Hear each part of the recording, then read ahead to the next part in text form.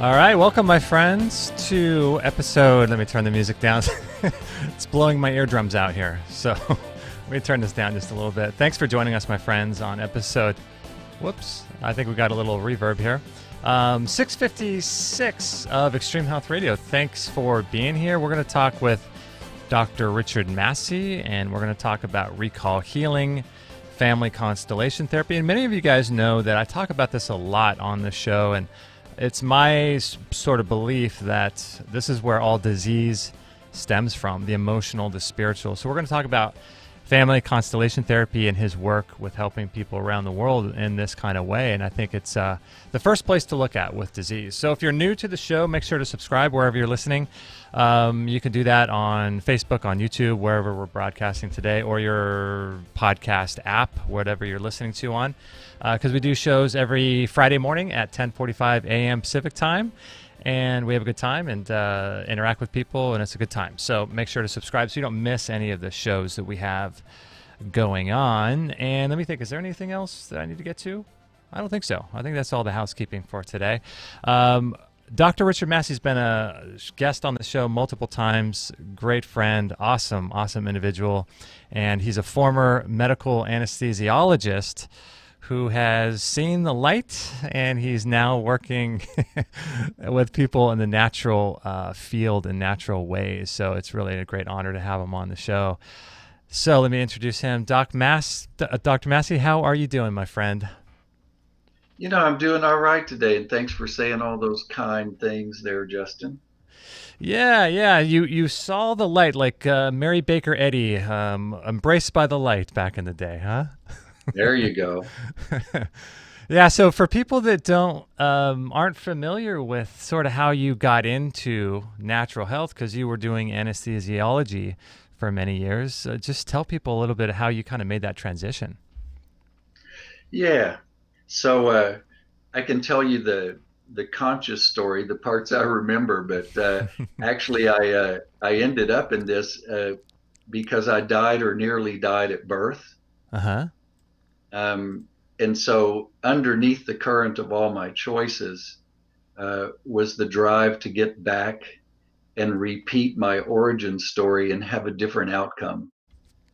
So And your story yeah, was the umbilical cord, I believe, was wrapped around your neck. Is that right, when you were born? that's someone else in the family. So mine was my little 21-year-old Southern Baptist mother. I Uh-huh. was her first pregnancy and first baby. And labor and delivery, I guess, was tough. I have a larger hat size than other people. Maybe that was part of it. And the doctor gave her a pain shot, probably Demerol or morphine or something to help with labor pain. Uh-huh. And I came out okay. And then I was set aside while they worked on her, and people didn't notice that I wasn't breathing. Oh, okay. And so by the time they noticed, I was kind of gone, mostly gone or gone. I don't know. Nobody Hmm. knows. And but I had to be resuscitated a couple of times.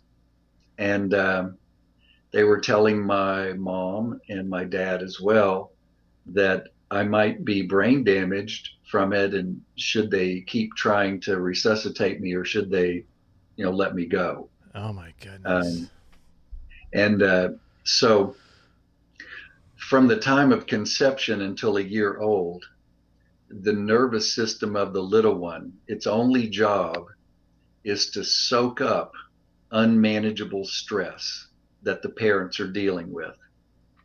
Just soaks it up like a sponge, and then expresses a response to that for the rest of the person's life until that stress is returned to the parents in that time and place.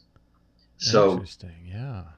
when I came back, and no one really talked about this story when it was mentioned in the family a couple of times. It was with no emotion, like, "Oh yeah, that happened." Um, Yeah. and but I became an anesthesiologist, and um, I didn't want to do that. I didn't like medical school. I didn't like pharmacy school. I didn't really like being a medic in the military, which is how I started out. Mm. Um, but I somehow felt driven to do that. And so every day I just replayed my birth trauma. I gave people pain medicine until they couldn't breathe. Mm-hmm. And then I breathed for them while they were unconscious, while their appendix was being removed or whatever, Uh-huh. and then woke them back up and they were fine. So I was basically relieving my mother of any guilt that she had um, about causing brain damage to me or whatever. I went into a very highly technical, highly skilled area and replayed my birth trauma thousands of times. That's so And interesting. So when you told your mom you were going to do this, obviously your parents didn't know. I'm sure at the time, at the time you didn't know about any of this. So when you told your mom you were going to do this, what was her reaction? Was she happy that you were going to be working in this field? I don't even remember discussing it with them. In fact, I don't remember discussing it with my ex-wife. Um, Interesting. I don't remember discussing it with anybody because it wasn't up for discussion. It was, it had to be this way. And so I had to, like everybody who goes through medical school, internship, and residency, work really, really hard, miss out on a decade of life, and basically get paid minimum wage Uh-huh. um, during that time, so that I could redo the birth thing. And I didn't realize that's what I was doing, but I was scared every time I gave somebody medicine and knocked them out. And that's the big crisis moment. The first one in anesthesia is you give, I would give somebody medicine until they could not breathe. And then I have like 2 minutes, 3 minutes to breathe for them, Mm-hmm. or they start to suffer damage from lack of oxygen. So you And felt so you felt yeah, really compelled to do this. yeah, and I couldn't have told you why. I mean, I even had one of my professors say, "Are you sure this is what you really want to do?" And Uh-huh. I didn't answer him honestly, because I knew that I would be asked to leave the program. So I Yeah. told him what I thought he wanted to hear, Uh-huh.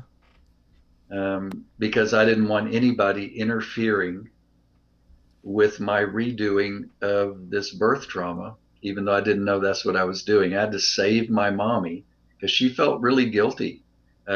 She tutored me every day.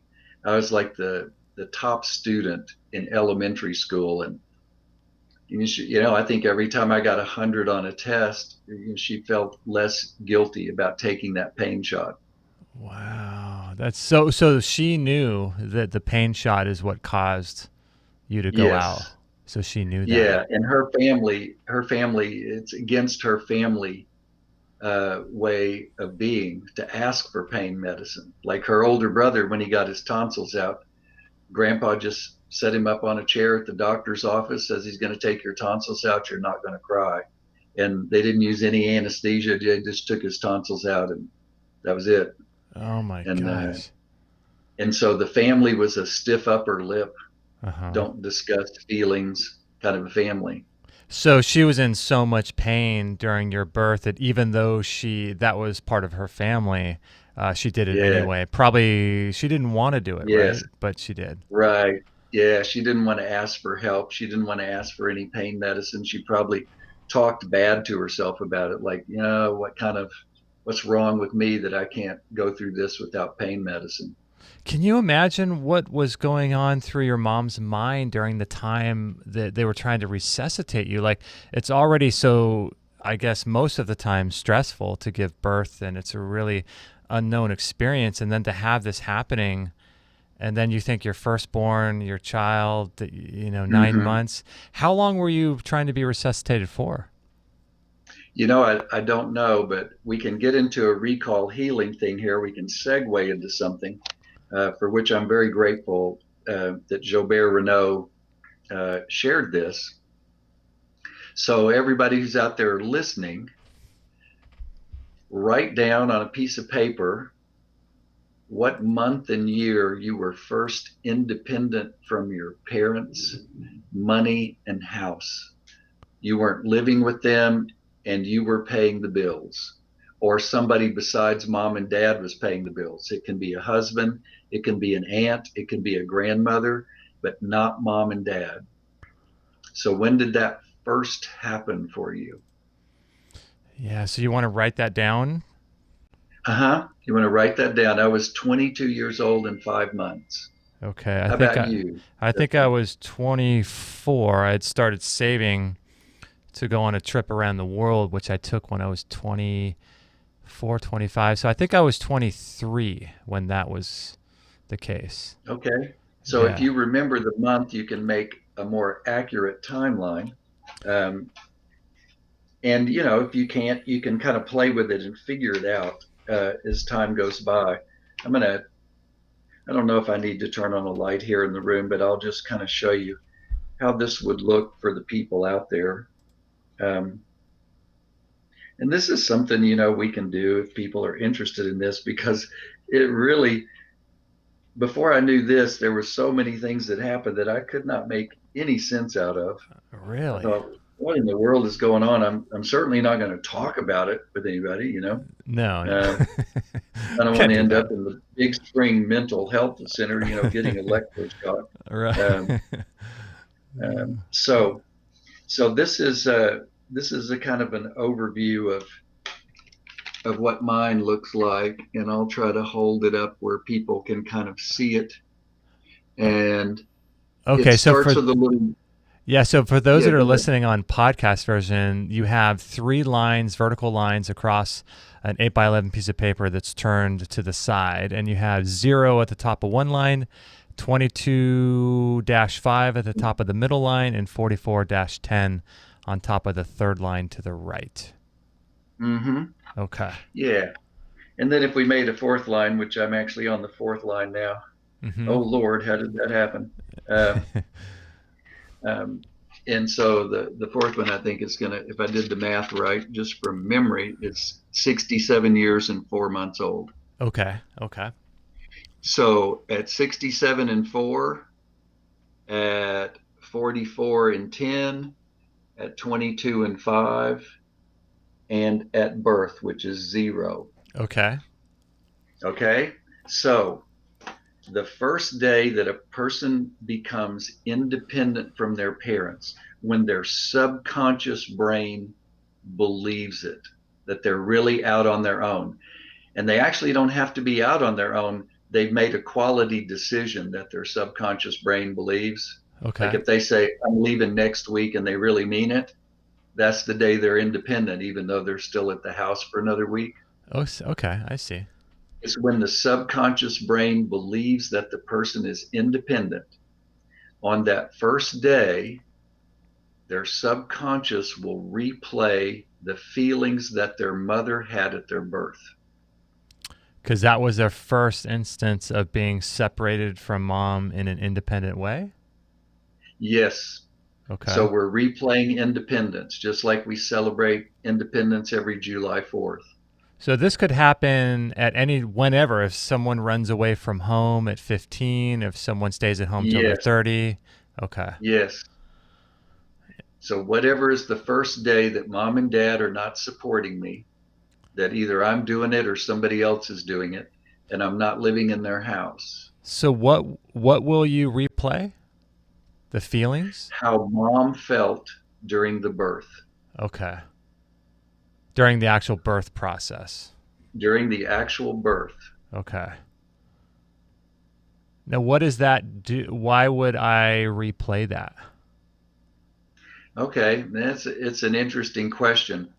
So biology wants everything reconciled and peaceful and in balance.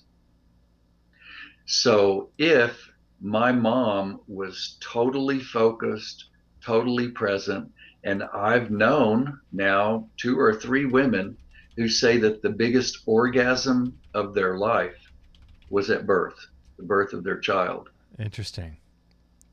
That's going to be a really great day for that person when they become independent. Uh-huh. They're going to relive this orgasmic joy.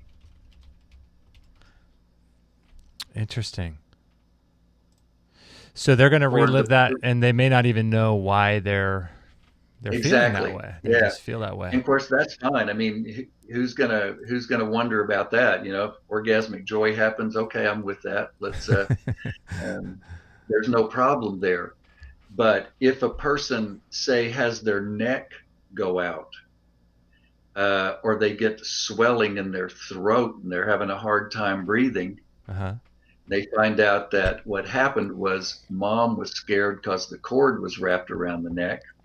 Mm-hmm. The doctor told her that the baby might die.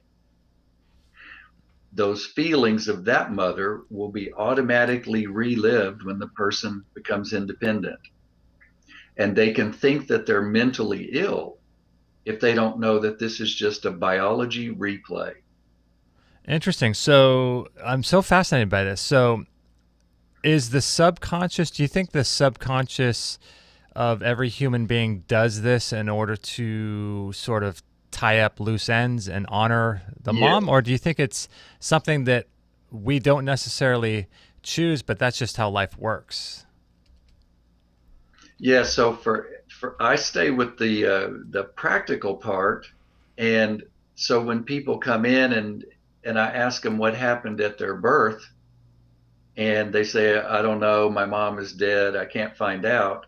Mm-hmm. I ask them, how did you feel on your first day of independence? And they go, oh, it was exciting, the best day of my life. I say, well, that's how your mom felt at your birth. Um, Interesting. you can kind of know that and be comforted by that. Or if they say it was terrifying, I was in a new place with new people, had no idea what was going on. Yep, that's what mom was feeling at the birth. So for some And people that like go off to college, how does this play with that situation? If they're still if maybe, they're paying for the college, then ah, they're independent. Then okay, if mom and dad are paying for college, they're still not independent. I see. Independence, something we're working on as a nation. We won't get into that, but Yeah, yeah. It's a big one. It's a big one because we're talking about this thing going on that literally means poisoned crown. uh-huh. Right, right. That's what coronavirus means. It means poisoned crown. You can look that up on the etymology dictionary. Man, so yeah, for those of you that are interested in that, we did a whole recall healing show with Dr. Massey a few episodes a few weeks ago, and I'm not sure exactly what number. It's going to be around 650 or something if you're interested. Okay, so I'm really curious about this timing. So 0 is when you were born, and then let's say 20 years old is when someone's finally independent. Let's Hmm. say the mom has a really great home birth and she feels great and amazing. And then the first day someone moves out of their house at 20 years old and they feel great and amazing. Is that why you said before that recall healing is only for people that are suffering and are trying to get to the bottom of things? Because Right. if you feel great and amazing, it doesn't seem like you would need anything to do with this, right? Yeah, Right? right, right. Who wants to mess with that? Right. Yeah. Why mess with a good thing? Yes. Okay, so if you have trauma or on that first day, um, let's say you just don't deal with it. Let's say, like, I remember my first night at my first apartment, and I felt a little bit scared. I felt great. I felt like, oh, this is an amazing new chapter. I'm excited about it. But then also, oh, I hope I can make enough money to pay the bills, kind of thing. It was kind of a mix Hmm. between two. Let's say someone's traumatized on that day and they're just super stressed out about things. Then what sort of happens after that for them? Yeah, so we sit with the heart monitor on them. We use the little M-Wave heart monitor, and we begin to come up with scenario possibilities and see if their heart is interested in those things. Like, so if you're worried about, I don't know if I can make enough money to support this. So money has to do with labor. You're going to get money in exchange for labor. So that's really a mother saying, am I up for this? Am I going to make it all the way through the labor and be okay at the end? Um, and so if that was going on with her, then that's going to affect how I see my job and career for the rest of my life. And if I see it that way, it's going to be difficult to be in a flow of prosperity. Interesting. because Okay. I'm loyal to carrying her fear that she may not be adequate at labor. Oh. And until that's returned to her, I will have this fear I may not be adequate at labor. It may not earn enough money for me. What I'm only up for this amount of prosperity and result. It's Um, interesting that you say this because, I mean, what you're describing, they put so much fear into the whole birthing process and turning it into a medical yes, condition. You're describing like 99% of people out there. It's yes, crazy. Yeah. yeah, and it's good to know that it didn't start with that person. It helps them to know, oh, this isn't even mine. This is some program that's just running on a computer in my subconscious. Okay. And I can take that software out and put in some new software. So the software itself is the energetic blueprint or whatever the emotional connection you have to honoring your mom through Hmm. this thing. And so it's almost like mom subconsciously downloads this to you, right? And then you take it Right. on. You think it's your unique thing, and you're this special little snowflake with this feeling, but really it's your subconscious brain honoring your mom. It's remembering the origin story. So everybody, every day, every night is celebrating their origin story. That's all that's going on in biology. And we are celebrating. If you look up the word celebrate, it means like a joyous, dancing, kind of happy thing, Uh huh. or a deep grieving. Celebration means both of those together. We are celebrating our origin story all the time. And the quality of that celebration depends on how much of mommy and daddy stuff I have returned to them. Okay, so let's say you're struggling with finances, you're struggling with money, so you want to look at this and energetically through a ceremony of some kind, pass this back and Yeah. give it back to your parents? Yes. Yeah, because it belongs to them. And in biology, the important thing is that whatever belongs to me needs to be with me. Whatever belongs to mom and dad needs to be with them. It needs to belong in the proper place and time. And when it's that way, there's this flow of love that feels satisfying. Hmm. It feels satisfying to both mom and child, mother and child. It will feel satisfying to me and to everyone I live with. Isn't it interesting how so much of these things, like people will talk about the manifestation of disease, and it's just interesting how we create these scenarios in our life. We don't know that we're creating them, but we're doing it subconsciously to sort of make sure our biology is safe. But we think that it's just a random thing, but really all of this makes sense when you piece it together, doesn't it? Yeah, it really does. And that for me in and of itself is satisfying. So the day that I decided to leave home and become independent, I'd already found a woman I liked and I was ready to go move to Colorado and be with her. Right. Um, I was just lying down in the bed that I grew up in for the last time, Hmm. before I left. And this is just my felt experience. My body, the molecules in my body or something, it's like they just separated and turned into a gas. And I fell through the mattress, through the floor, the foundation of the house, through the roots of the trees. And the next thing I know, the earth is in my chest and my arms are reaching out to other heavenly bodies. Um, and the thought came to me, if I expand anymore, I may not be able to make it back to my bedroom.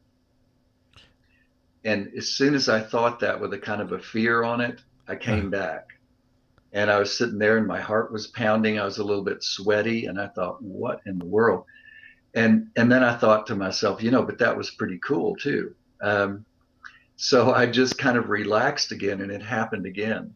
I Really? fell right through the box springs, through the floor, and the earth was in my chest again. And when I got to this certain point, this fear came. If I go any further, I won't be able to make it back. And I came back into my body. It Wow. wasn't until years later that I found out I was resuscitated twice. And that's the exact amount of times that experience happened to you. Yes, and it was my mother's fear that called me back into my body. So that was the night before you left, or the first Uh-huh. night? The night before you Yeah. left. Yeah, because I made a decision, I'm leaving. So as soon as a person makes a decision that they really follow up on, their brain can count them as independent at that moment. Because you know deep down inside this is what you are going to do and nothing can change Yeah. that. Yeah. Yeah. There's no negotiating. So that happened twice and you had to be resuscitated twice. Yes. So I suspect at birth, that same sort of feeling happened to my little newborn body, Mhm. that it vaporized and was going back to its origin, wherever that is. Um, it's like one of those near death experiences or out of body experiences that people talk about. Um, and they go to some beautiful place. And I have to tell you, it was exhilarating. Um, you know, I mean, wow, having the earth in my chest and reaching out and being able to touch these other heavenly bodies is like, oh my goodness, it's like there's no stress, there's no pain. Yeah. It's It's just great. pure awareness. Um, and then to realize, uh-oh, if I keep expanding, I am not going to find my way back to this little blue planet. And and I think that was my mother's fear calling me back. She would not have survived emotionally if her firstborn had died. Oh man, I could not imagine. So, what happens then at, let's say, in this example, to keep it easy for people out there, you move out at 20. Let's say this scenario that you're describing with you, let's say you're 20 exactly. So, let's say you kind of Yeah. move out at 20, and you replay all these fears. And then you kind of just go along your merry way, which most people do, not connecting all these dots. 40 comes along. Does it replay again? And then, Oh, yeah. yeah. It replays at 40 and it'll Yeah. replay at 60 and it'll replay at 80. Um, but it will be modified some by the life experience that the person has had. Why will Um, it replay at 60? Isn't it doubling? So wouldn't it be a 40 and then 80? on this timeline, it's every time I reach another 20-year mark. Oh, I see. Okay. So it's not just cutting everything in half. Right. And so this is called the autonomy timeline. And when somebody knows the month and year they were independent, when they look at their life, all the big events in their life will be that far apart from each other. I see. So 20, 40, 60, 80, 100, and so So on. if I have a terrible accident when I'm 5 years old, I will have an accident at 25 and at 45 and at 65 unless it gets shifted. So let's say in this example, it's 40 years old. You haven't dealt with the first time around. I think Michelle Schrader was on our show, and she was, I think, talking about this as well. And it sort of gets replayed again as I'm still trying to figure out, does our subconscious wait and allow us to go through it again, or is this like a God thing? But in any event, it replays again, modified through what you're saying, life experience, in a little bit more, what's the best way to describe it? A little bit more powerful way to get us to sort of wake up more, do you think?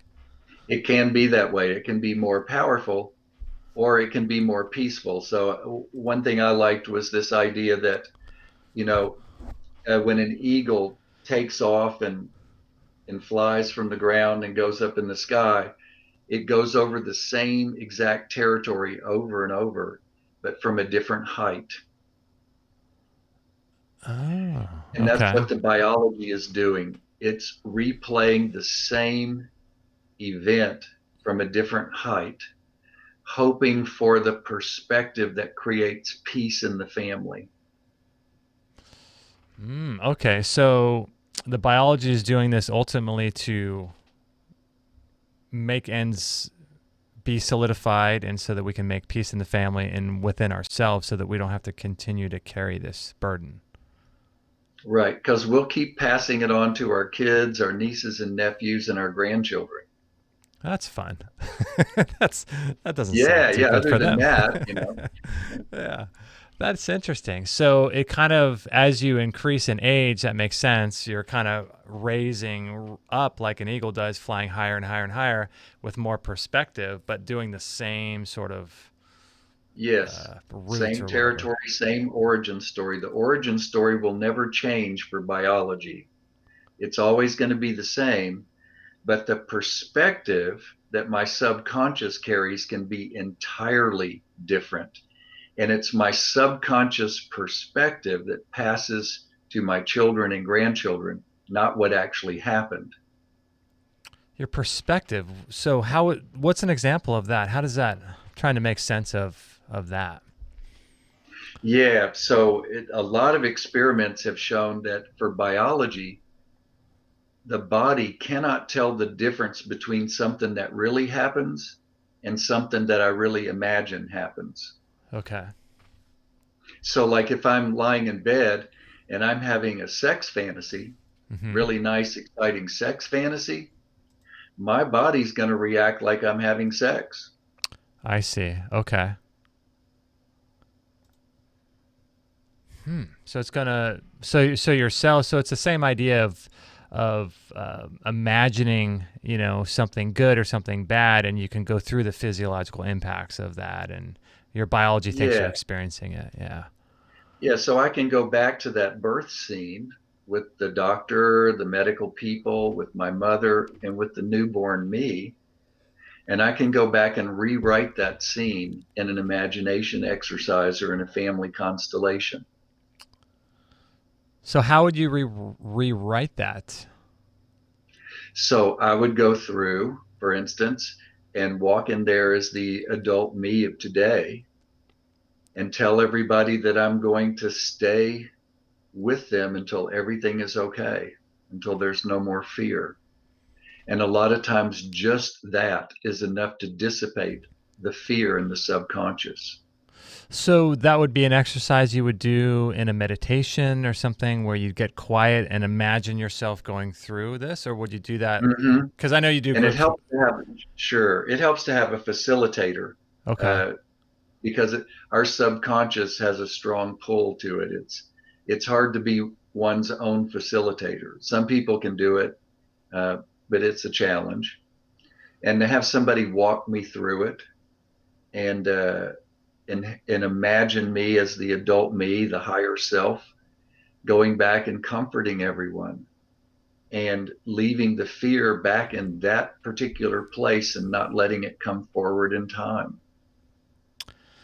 Sometimes people will imagine doing that at the birth and then go, now imagine yourself coming forward to 1 year old, 2 year old, 3 year old. And if the person can come up to their present age without any fear following them, the subconscious is cleared of fear. Then if I have a child, that child will not inherit fear around childbirth.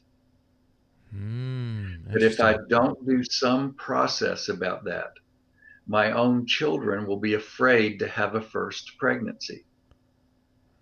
Interesting. Now, if will all your kids have that same fear, do you think?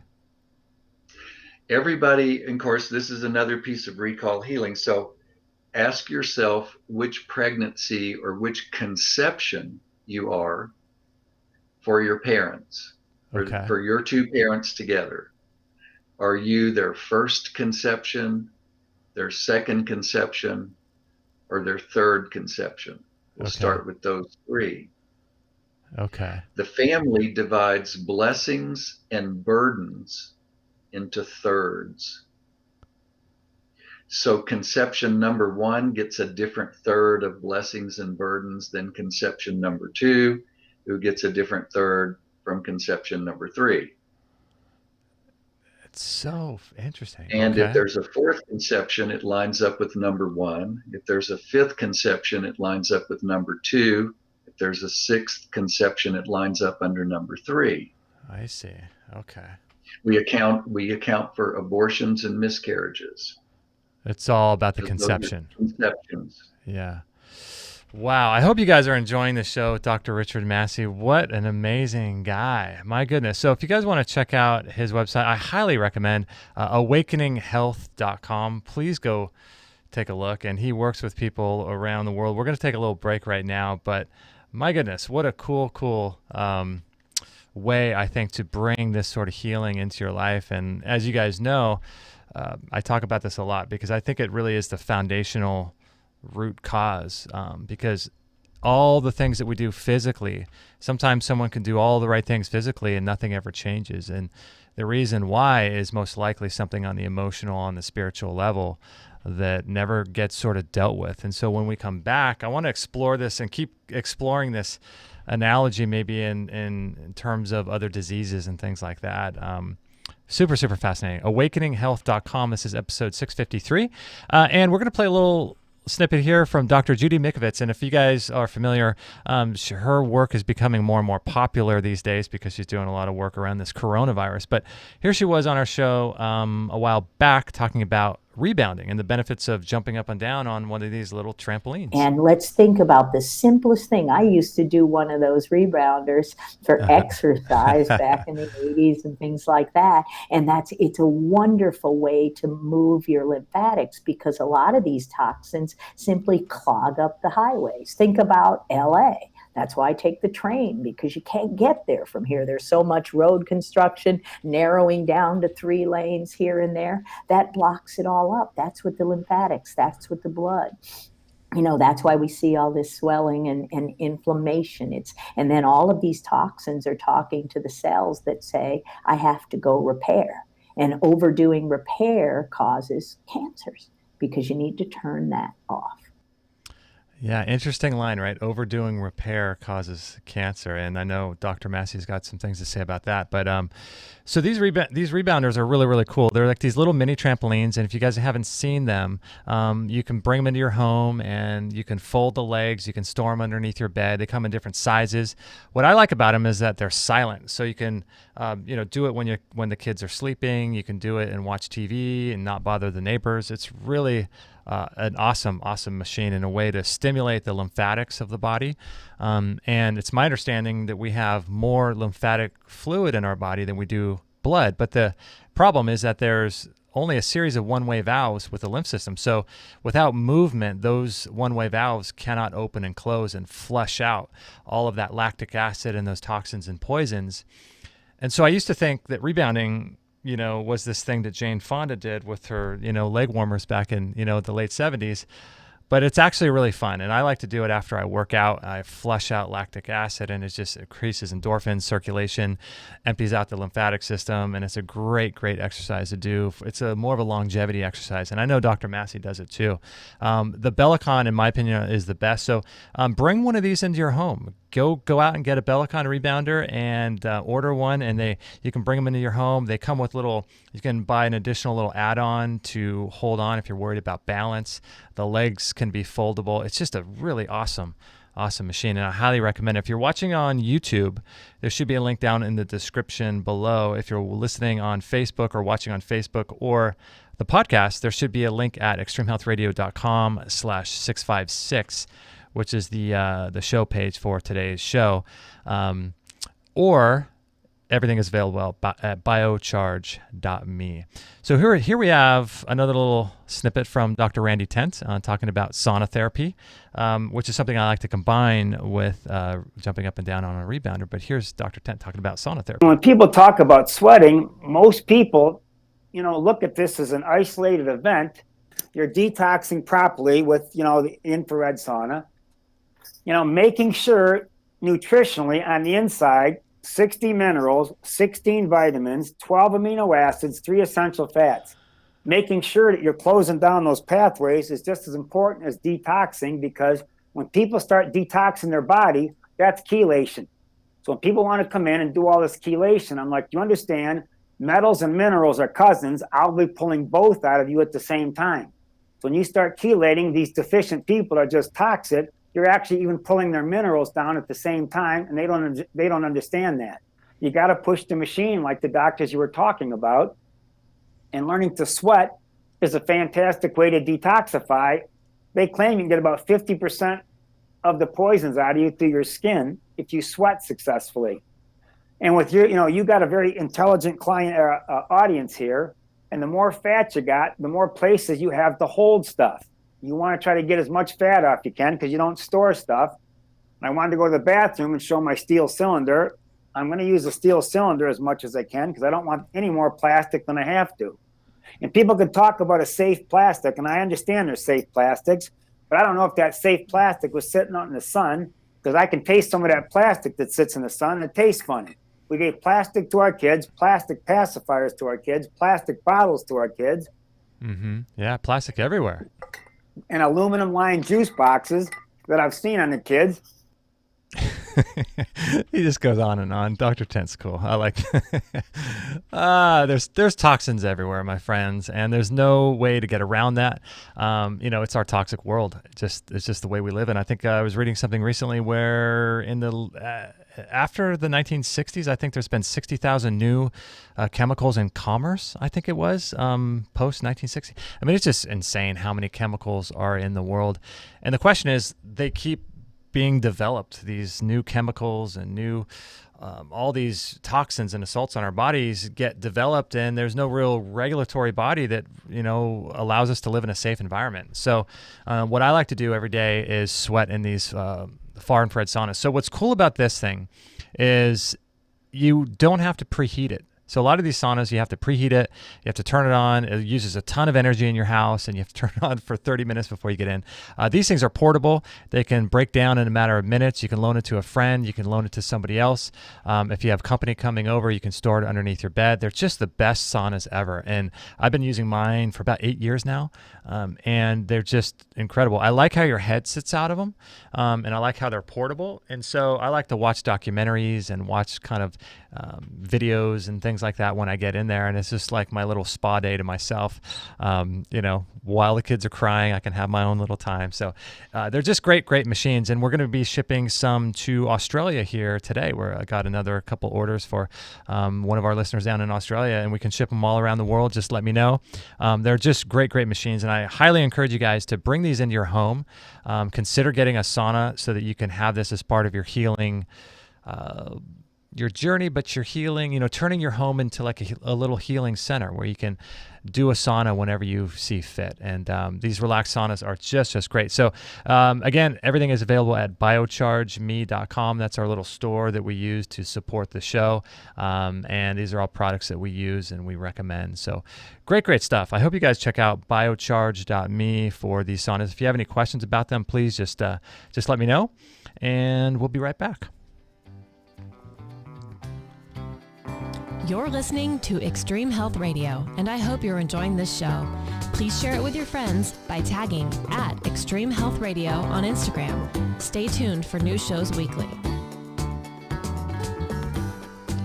A little country music for you there. Yeah, come and join us on Instagram. We're kind of exploring Instagram and everything, and kind of sharing our life and what we are doing on Instagram. So make sure to come join us on there, and hope you guys are enjoying the show.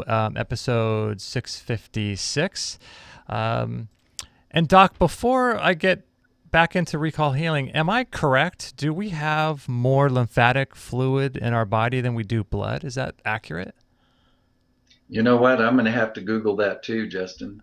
I've heard other guests say that, and I'm pretty sure it's true, but I was wondering if you knew.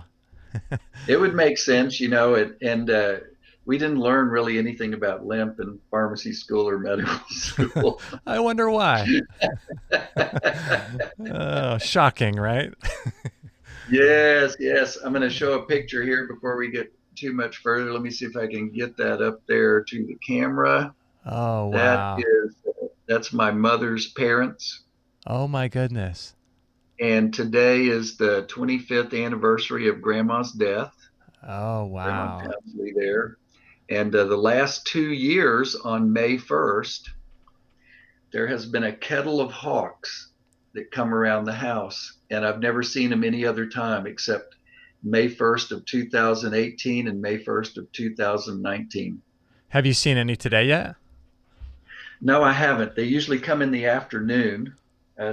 So, it's possible I could miss them, but I want to show you one other thing. And I just sent you over a couple of YouTubes. A friend came by. I think I told you last time about, apparently we had a guy and didn't know it who had the coronavirus, supposedly. Oh, right. The gentleman from China, right?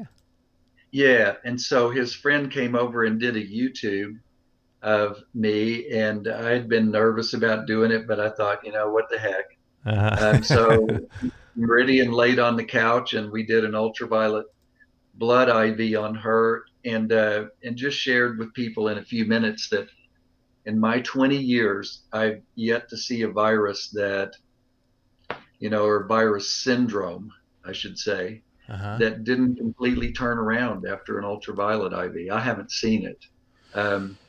So I don't worry when I hear about viruses, no matter what they are. And so you feel free to share those. I just sent those over earlier. The more people that know about that, the less scared people we have. And are those YouTubes available on YouTube, or is it a private video? Because I can put links to it if they're on YouTube. Yeah. I think it's on Matt DeBoe's YouTube channel now. He's a guy that's written some books on light. So I forwarded those emails to you. Trust you can deal with all the technical things. I'll figure that out. Yeah, that's cool. Yeah, that's so let me great. Let me show you a calendar. This is my calendar from 2013. Oh, okay. And this for the month of May. So I started keeping them in 2013. And I looked to see from 2013, what happened on May 1st since 2013. Now you could see how boring that calendar was. It was just gray penciled in stuff. Right. This is 2018 when I learned the ancestry things. Oh, wow. The calendar's filled with color. It's filled with sightings of animals, anniversaries of people's deaths and marriages and births. Oh, my goodness. And I remember my family that way now, and I don't get sick as often. I don't have symptoms, and I shouldn't say it that way. In the new language, I don't have severe healing reactions anymore. That we used to call pneumonia, bronchitis, or flu.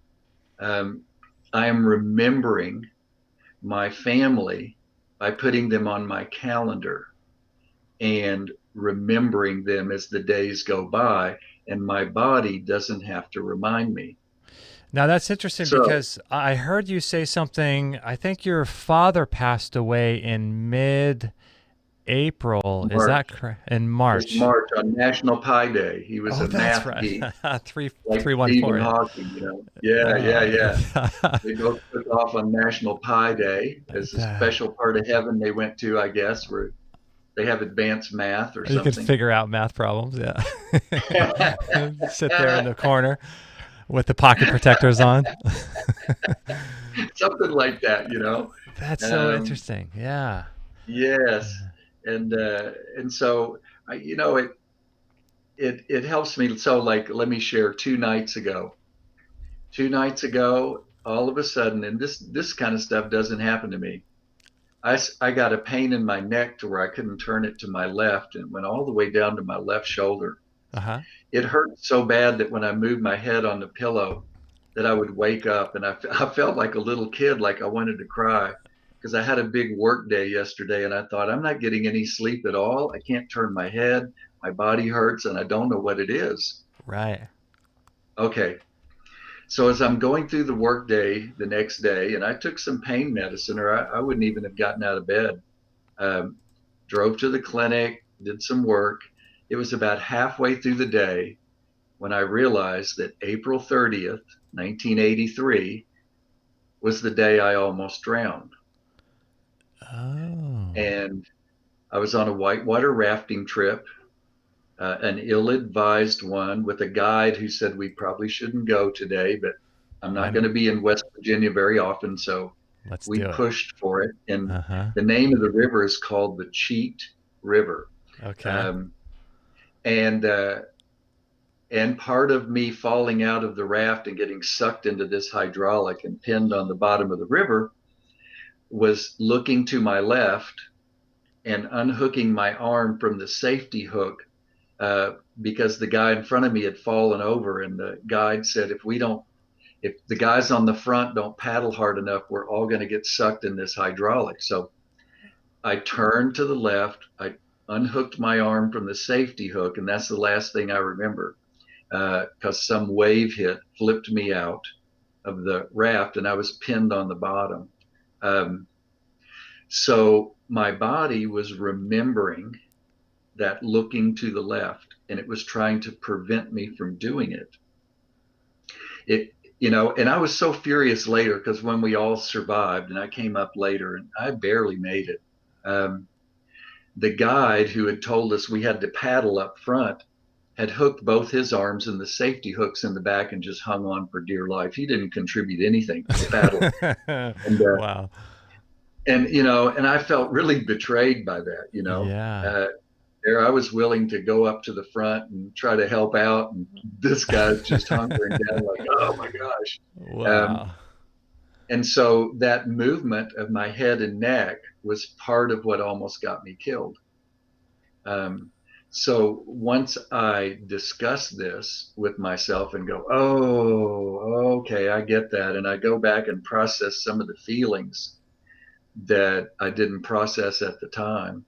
And I also went back and said thank you to everybody who grabbed me and pulled me back in the raft. Mm-hmm. And express gratitude to people I'm really angry with at the time. Mm-hmm. My neck stopped hurting, and I can turn my neck again.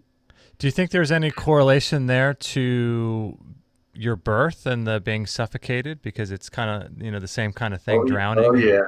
Yeah. Oh sure, drowning in water like that, and it's also very likely the day I almost died of an air embolus from an IV, and dying from air and water, but I don't know the date of the IV, but it would have been somewhere early May or the end of April.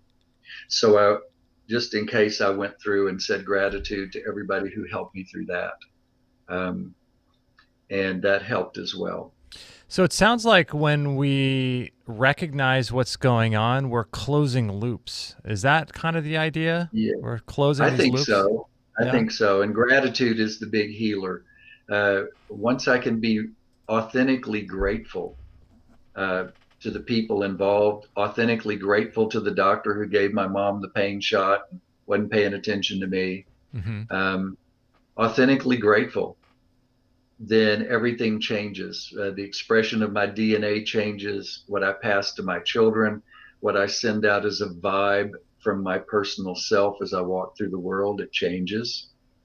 I think that's kind of what we're up to here, is processing all that, because there's some kind of big awakening going on, right? Yeah, there's more things happening in the world these days than normal. It feels like that, doesn't it? It really does. And I remind people that I spent a lot of days and months and years in a place called the recovery room. Uh-huh. And that's where people wake up from anesthesia. And awakening is seldom a gracious looking process. Yeah. So this idea of being grateful kind of changes the vibration or the energy that you sort of move through the world with, and that affects other people and it affects you. And is that part of what closes loops, if you're aware of what's going on and the things we're talking about? Yeah, I think so. And people can watch it if they have one of those M waves from HeartMath. You can put it on, and gratitude is a high coherence experience. And the HeartMath people say that when we're in high coherence, our heart is putting out a magnetic pulse that matches the magnetic pulse of Mother Earth. Interesting. They believe it can actually change the trajectory of planets. So I'm showing this here, the EM Wave 2, and when I was at your place, we would clip these on our earlobe, right? And then it sort of measures mm-hmm. the autonomics of the space in between the heartbeats. Is that kind of right? That's the idea. You have a good memory. And so that's the idea. It's called heart rate variability. And when we're sitting there talking, I can watch someone and see what part of their own story is coming from a high coherent state and what part of how they tell their life story isn't. And we can work on those parts where people still hold fear and resentment. So you will use like an EM wave and you'll journal with it, right? And you'll write letters Yes. to people or to your own subconscious. I've never done this yet, but I imagine it being a really powerful experience. And I've heard you say before that you'll write a letter either to yourself or to, some experience you had in the past, and you think that it should be a certain way. But then when you start journaling, the EM wave is red the whole time. Or is it, Yeah. it's red, but then when you write about something completely opposite that you think you're okay with, it actually turns the other color, and it confuses you, right? Because you think consciously it's supposed to be one way, but it's not, right? Yeah. Don't we all wish that our conscious mind was in control? When we're in pain or when we have a tumor, we could just look at it and go, I don't like you, go away. And if the conscious mind really was all that powerful, that would actually work. But it's the subconscious mind that runs the body. It's the subconscious mind that sets up our relationship patterns. And that's what the little EM wave is looking for. It's helping me see what's in my subconscious. And so you can set this. I forget what you guys set it at when I was there, but it's you can set it, and then you can sort of move throughout your day and talk with people, and you can figure out based on the color. I think it's red or green, right? That you can figure out what your subconscious is actually doing. Yeah, you get some idea about where you're in harmony and where you're not in harmony, and it's a powerful experience to sit down and just start journaling, dear mom. And if it stays red, I don't write a letter to mom that day. Dear dad, if it stays red, not to dad. Dear Barney, whoops, it turns green. Barney was our dog. And so if it turns green, it's the day to write a letter to Barney. And so I sit and write a letter to our dog. And it was during my drinking days, and I wasn't kind to the dog. And I couldn't find a single heart-opening sentence when I was writing. And so I finally came to this place where I just said, I need help because I can't find it. And then the M wave started to change. And then the sentence came to me, in memory of you, I am kind to animals. And my heart just opened, and the M wave went into high coherence with that one. And that was the main thing that needed to be said. I can't undo the cruelty of the past, but I can say, in memory of you, I am kind to animals, and go from here. So I'm healing thing. Yeah, I imagine that's super, super healing, because we all have times in our life where we've acted unfavorably or maybe in an unsavory way. If we can go back and remember some of those times and write a letter with the EM wave and kind of close that loop, what happens, do you think, energetically? Do you think prior to that there was something in your subconscious that made you feel guilty for the way you treated someone or an animal? And then that kind of guilt, what is that doing inside of our body if we let all of these unclosed loops sort of run their course in our system, do you think? Yeah, well, I think that's a lot of what we call illness, bankruptcy, divorce, accidents. We get outer reminders that the loops aren't closed. And those can be extremely unpleasant. Yeah,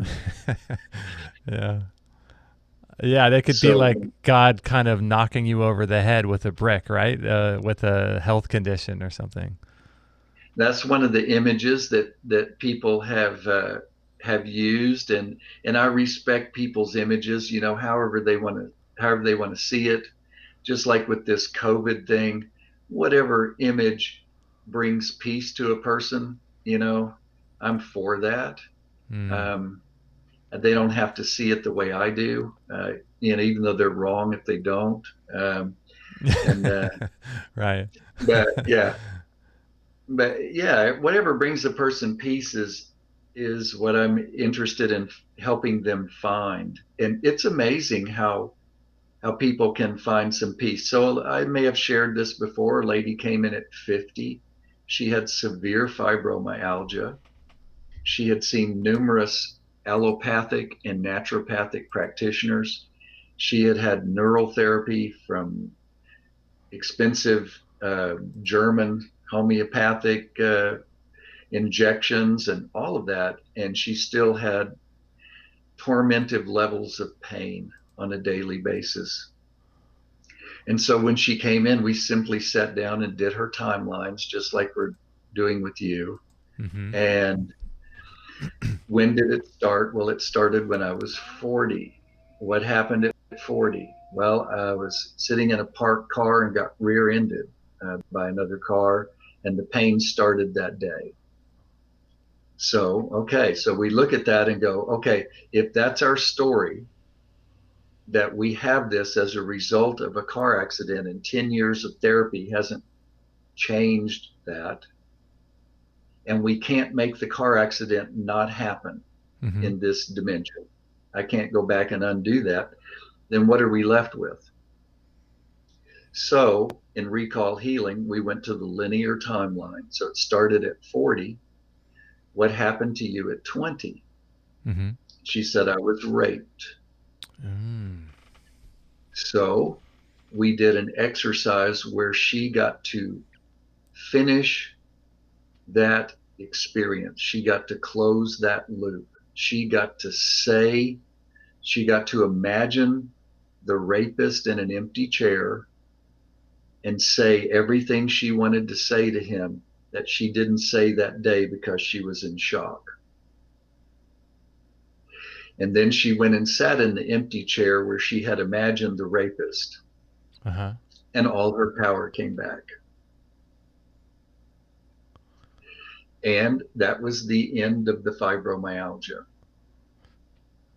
Wow. So what happened? Was it an immediate relief, or did it kind of dissipate over the next couple of days? It dissipated over the next day. It set something in motion. And during the night, she said in her sleep, she kind of half woke up and realized something was unraveling out of her body. Isn't that fascinating? So I have two kind of questions with a story like that, because it's so intriguing to me. On one question I have is, we can do all the physical things that we want. We can offer our body natural solutions for things and go down that rabbit trail. So I'm interested about that and why sometimes that doesn't work, or maybe sometimes it does work, and that's interesting too. Yeah. But then the other thing I'm curious about is, like, this lady who had the experience of this fibromyalgia for 10 years, going back to 40, then going back to 20. If you were to look at her at 20, let's say right after that traumatic experience happened, could you go say, what happened to you at 10 and 5? And what if you don't deal with those things, even if you kind of close that loop with the rape that happened at 20, or is there still things to deal with, do you think? Yeah, usually when you close one of the loops, all of them close. So if you close the one at 20, what happened at 10 and at 5 will automatically just unravel. Interesting. Okay.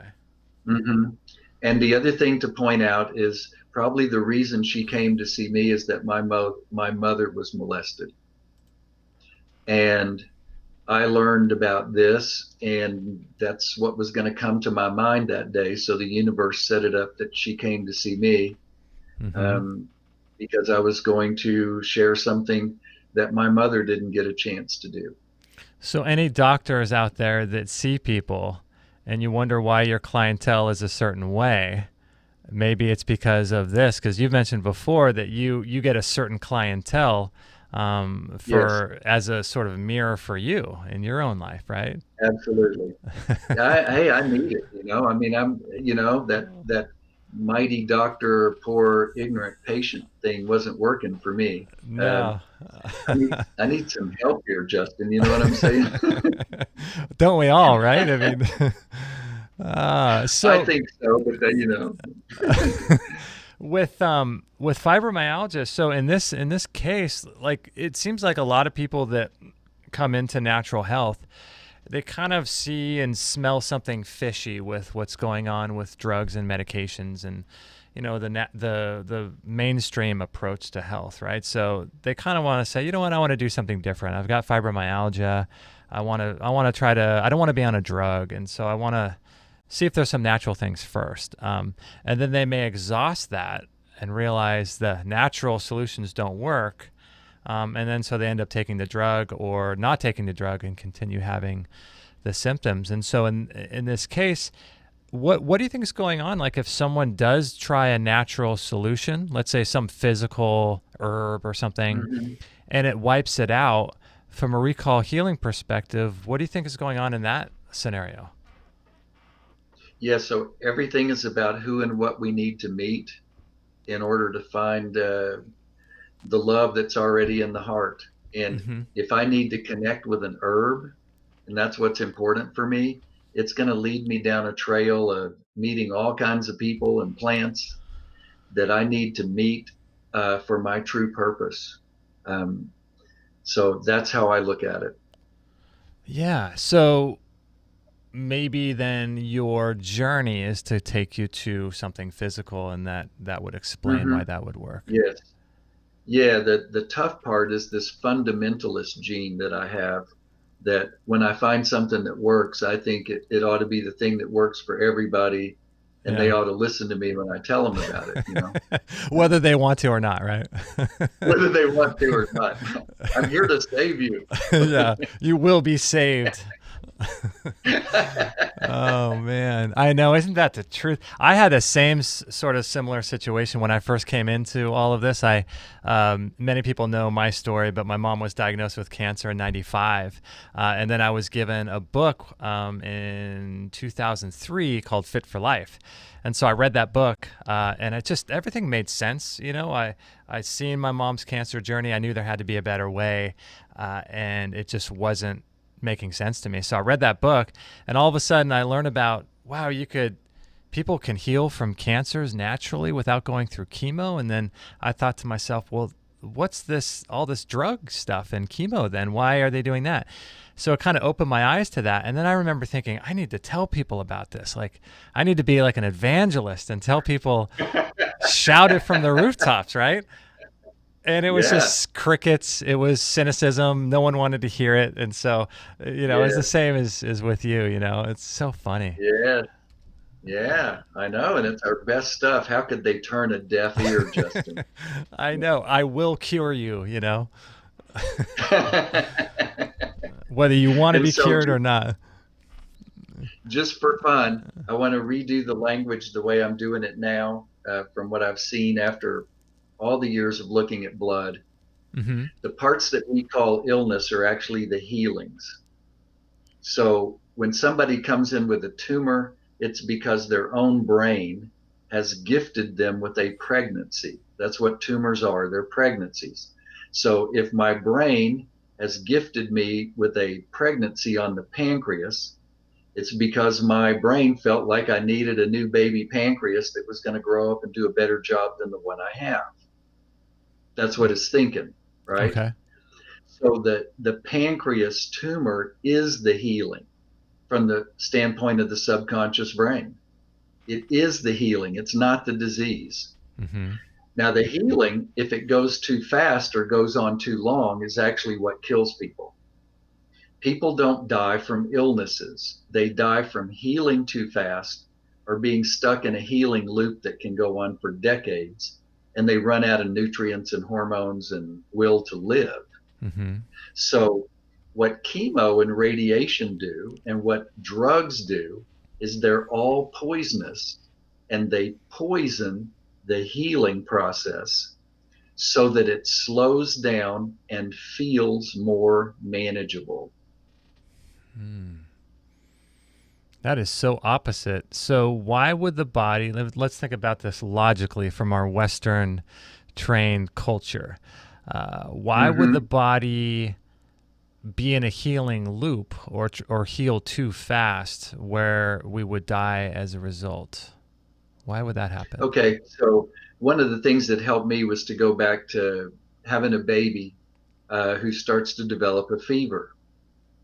So if my temperature goes up to 99 or 100, all the enzymes in my body that clear out poisons and do good things for me, they're really moving around. If I look at somebody's blood under the microscope and they have a fever, their white blood cells are hauling, right? Okay. They're moving. They're doing stuff. They're excited. They got a mission. They're going to clean some stuff up. So I go to 101, 102, 103, 104, 105, 106. At some point, the healing is too fast and will kill me. So I take an aspirin, an Advil, a Tylenol, and I bring the fever back to a manageable place so that I can continue to heal faster, but not so fast that I die or get brain damage from it. Okay, so that's you taking sort of a drug, right, that would do that. And I guess that's the same idea with the chemotherapy to slow down the healing? Yes. Yeah. If you don't slow down the healing, you're going to die. Some healings are happening too fast. So why would my body so why would my body create maybe like a fast growing tumor and grow too fast? Why would it do that, do you think? Yeah. So now we get into things that aren't about me personally and realize that my subconscious and my autonomic nervous system do not belong to me as an individual. They're in my individual body, but they do not belong just to me. Okay. So I learned that when I looked on etymology. Anybody else can do it. Look up the word sympathetic on the etymology dictionary. I'm going to do that. And it means what befalls us together, not what befalls me. So my sympathetic nervous system is about what befalls us together as a family. So if I have a healing that's going too fast or too long, for me personally, that's inherited. Just like if I have an emotion that's unpleasant and I can't solve it, it's because it's not mine. It's inherited. Anything that's out of control and not peaceful and satisfying is inherited. It's innocently inherited by people who also innocently inherited it. So there's nobody to blame and there's no victims. We're just on a moving train. So it's almost like an energetic, in the same way we pass our genes down, our DNA genetic blueprint, we pass these things down to throughout generations that are sort of more energetic. And then once we realize that these things aren't us, they're not my unique perspective or emotion, it's at that point we can realize it doesn't belong to me and we can pass it back to where it came from. So I participate in family constellations to do that. It helps. I find it's difficult for people to do it by themselves. You can do it through hypnosis. You can do it through shamanic rituals. Some people just have a sudden awakening that no one can explain when all that's just reprogrammed instantly. And so any of those can happen. And once that happens, my body behaves differently and my relationships are different with people, money, everything. So for instance, when my father outlived my mother, she died with a diagnosis of colon cancer. I no longer say she died from colon cancer because she didn't. I see. She died after being diagnosed with it. Okay. And had a lot of fear.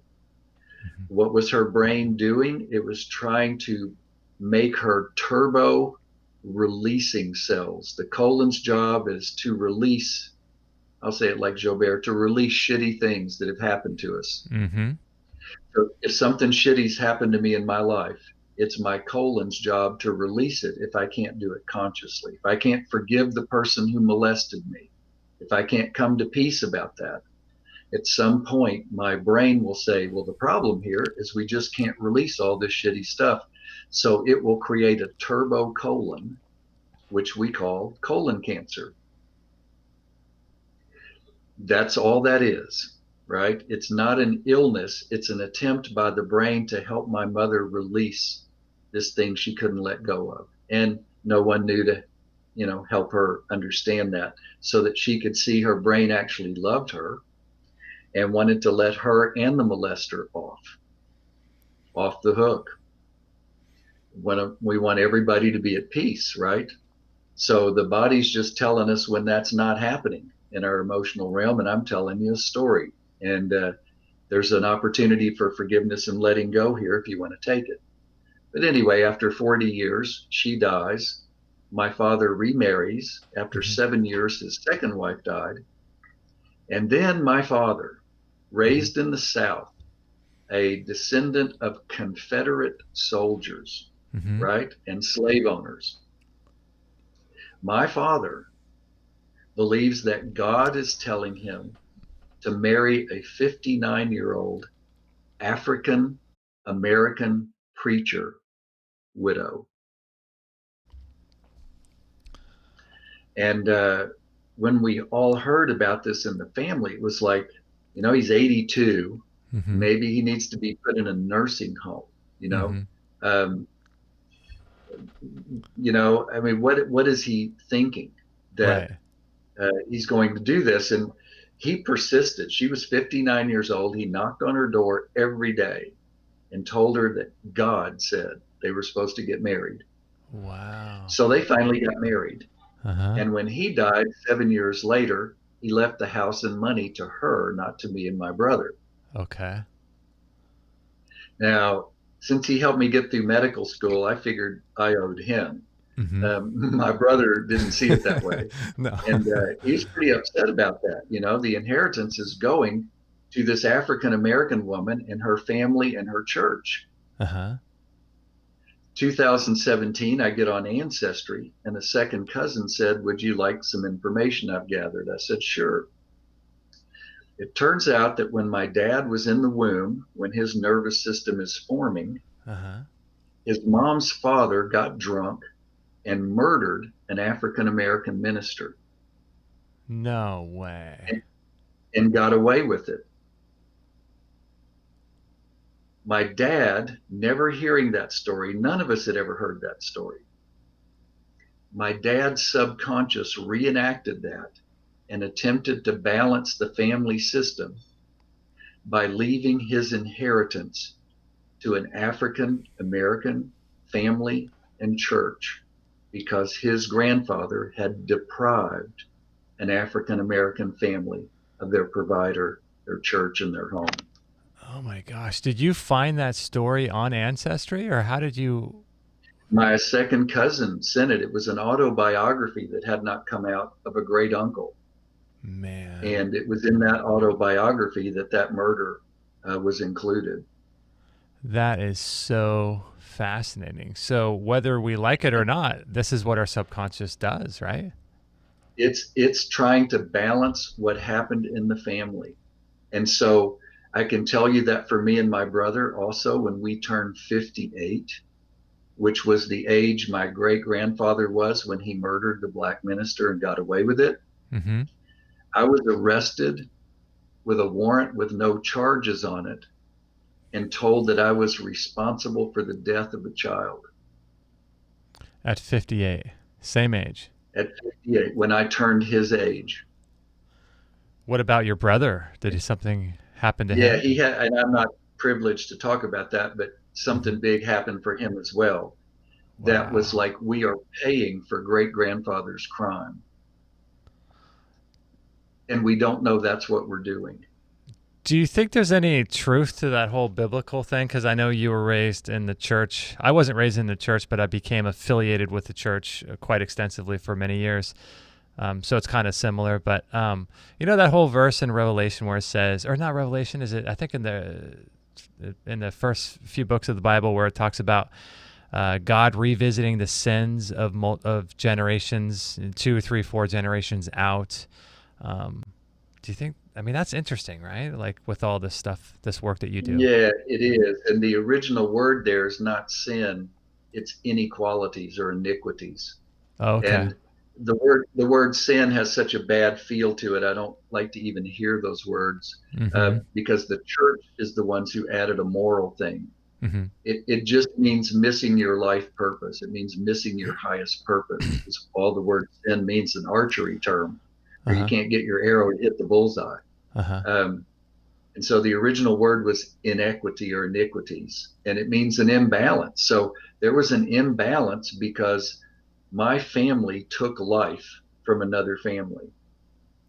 That means we owe a life. Yeah, and that's some big karmic responsibilities. And when we know about it, we can settle that through ceremony. We can settle that through finding the descendants and making amends, like that movie Life as a House with Kevin Kline and Hayden Christensen, where they built this house and the kid finds out that his grandfather got drunk and killed some people in another family, and now they're living in poverty. And when they finish the house, he goes, "Well, I'm going to cry." He goes and gives them the deed to the house instead of taking it for himself. Oh my goodness! And that's what we did with the inheritance. At that point, we just went, "That belongs to this family. It doesn't belong to us." My father, without knowing it, was atoning in an appropriate way.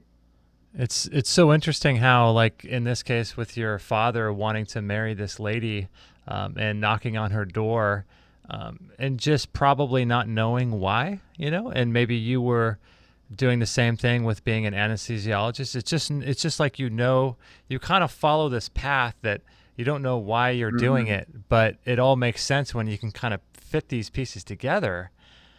And connecting the dots, things start making sense to you. And I know you work with a lot of people that have catastrophic diseases. Have you ever found anybody that doesn't necessarily have some of these things going on that's sick? Or it seems to me like it would just be everybody. Yeah, and so the thing for me is to remember, we can look at all this and it's really cool to watch the puzzle pieces. But when working with an actual person, it's different. All I want to find with an actual person is not all this interesting stuff. I want to find the one useful thing which will help shift what's going on with them. That's all I want to find. And so we keep exploring until we find that. And it's the compiling of this that you and I can look at and go, look at that pattern. But I don't do that when I'm working with people. It's, we keep going till we find the one thing. What Dr. Hammer, the German new medicine guy, discovered by looking at the brain scans of 40,000 people before, during, and after illness is that it's one word and one image that switches that breaker box in the brain and changes an emotional stress into a physical illness. And it's one word and one image that switches the breaker box switch the other way and changes the physical illness back into emotional energy.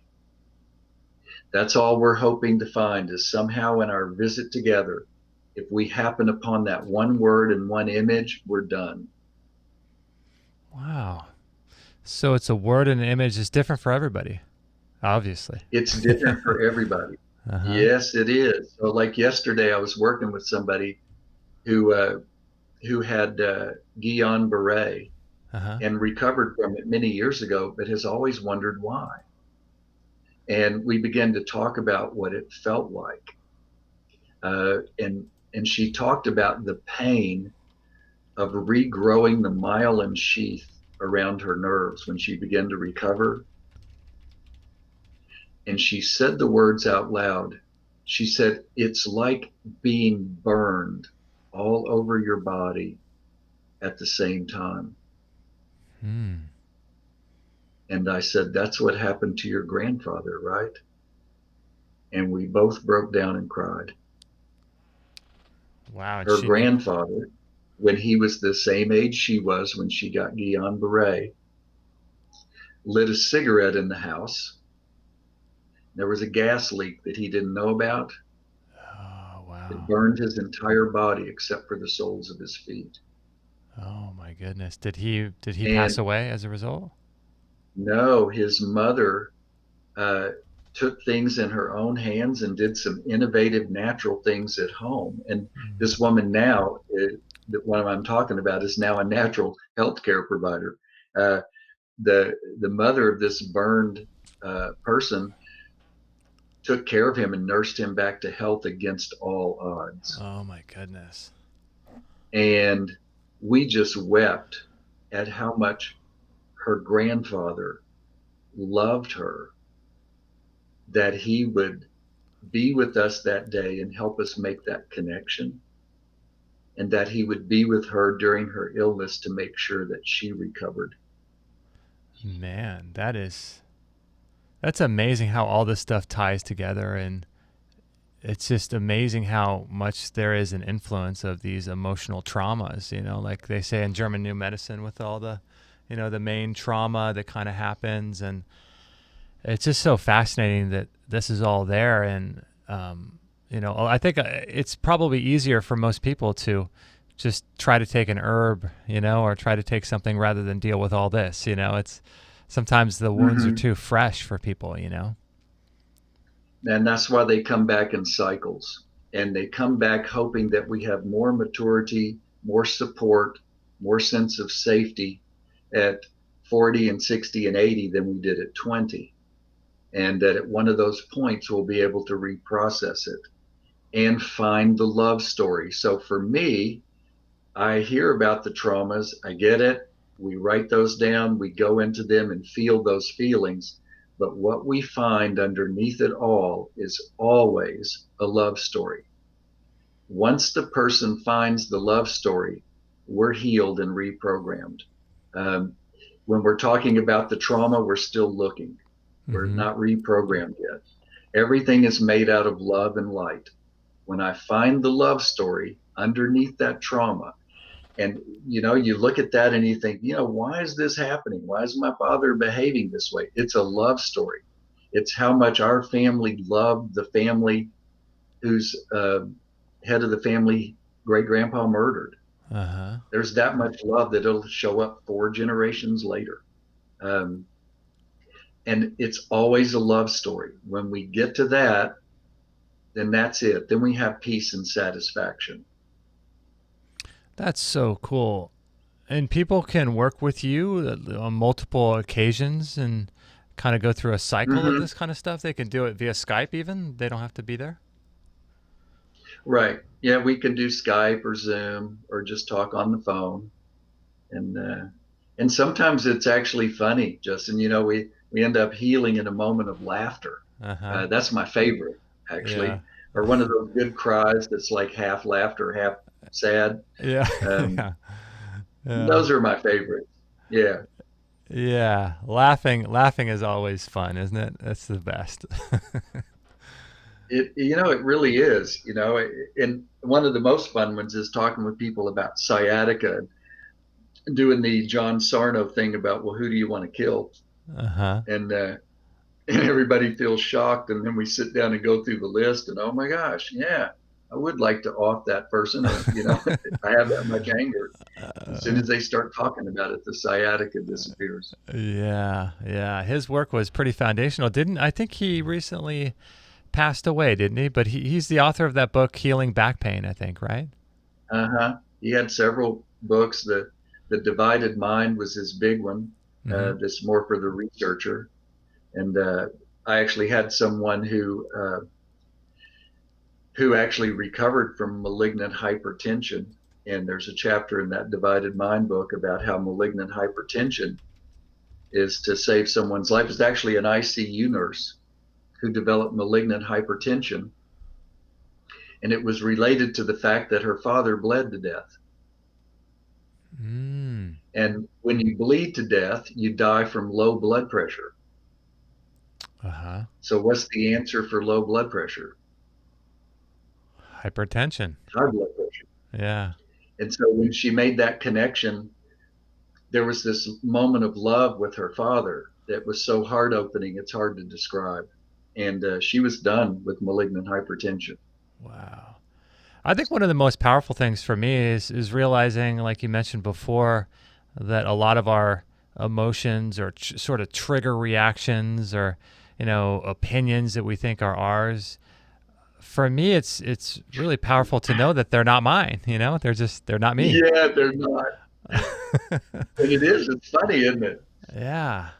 Yeah, it's so powerful to know that, right? To know that like this way I respond to certain stimulus or events or people is not me. It's something I downloaded in to honor, but it's not mine. Yeah, I'm with you there. And people will never, ever go to war over their own personal opinion. People will only go to war over an inherited opinion. Ooh. Why would that be? Think about it. Think about it. Any feelings, any emotional things that are driving me too far high or too far low, anything that I can't go through and have an underlying sense of this is all going to be okay, those are all inherited emotions. They aren't mine. If I feel guilty, just in general, and guilt, I may have told you this one. I got arrested once at an airport way back in the day, and they realized that they had made a mistake. So, but to save face, they said, let's let this guy do a lie detector test.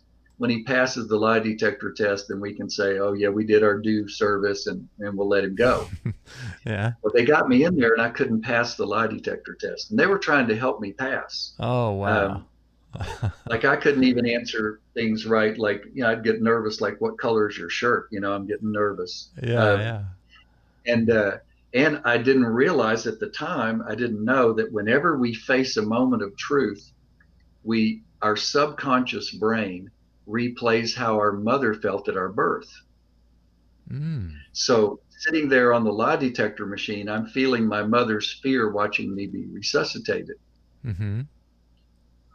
But I don't know that. No. So if you're a kind of person who gets nervous with public speaking, testifying in court, getting pulled over by a cop, being on a lie detector, having to defend your dissertation, anything that's considered a moment of truth, then that's your mom's feelings at your birth, because it's not natural to feel that way, right? Yeah.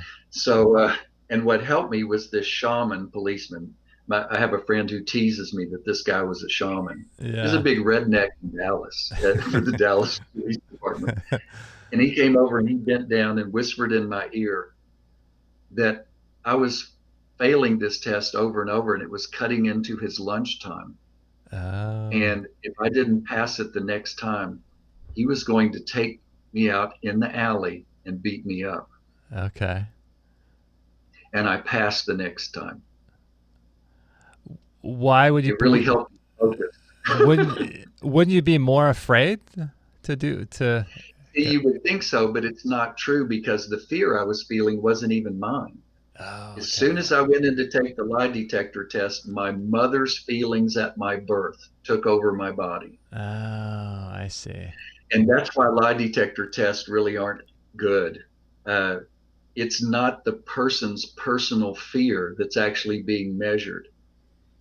It's how their mother felt at their birth is what they're actually measuring. Man, that's so interesting. So people who pass the lie detector test are people whose mothers did fine at birth. Wow. That is so interesting. Man, it all goes back to the birth, doesn't it? Yeah, everything is about celebrating the origin story. In this life form on this planet, that's what our body and our emotions are doing 24/7, is celebrating our origin story. And it can be enjoyable. It, You know, yeah, it can be tormented. Uh, yeah, yeah. Everything is celebrating the origin story. I like that. That makes sense. yeah, more than half the rabbinical writings. I remember hearing this on Christian television.